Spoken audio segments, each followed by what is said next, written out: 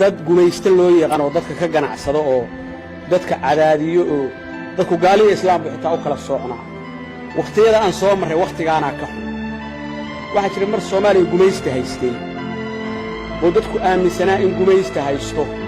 oo dadku u ilaashan jiray diintiisa waxa hadda yimid dad diinta lafteedii ku shaqaysanaya oo quraanka xafidsan oo akhriyaya xaafid quraan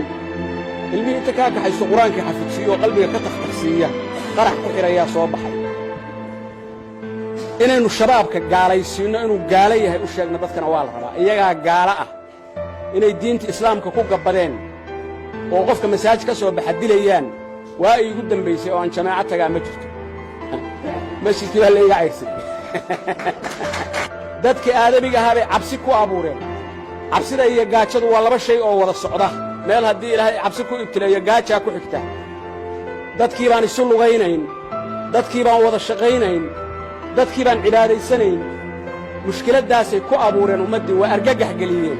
waxaan ku dhiiranayaa oon idin leeyahay shabaabku inay gaala yihiin dadka inaan u sheegno diinta islaamka iyo noloshaba ka soo hor jeeda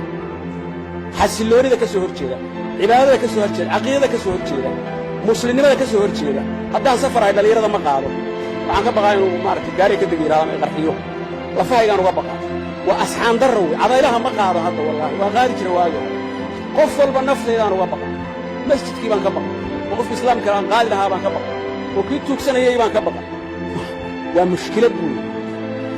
axsaankii baa lumaya soomaalinimadii baa lumaysa islaamnimadii baa lumaysa ajarkii baa lumaya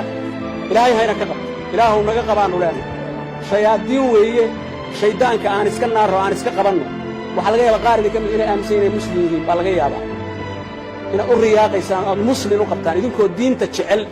laakiin inaad fakirtaan baa la rabaa od arrinta aad ogaataan inayan muslimiin ahayne yuhuuddaa ka fiican sababtaa yuhuudka waad iska ilaalinaysaa waad iska jirtaa yuhuudka yuhuud baa u taqaana kanna muslim kula joogo weeye si looga aarbaxa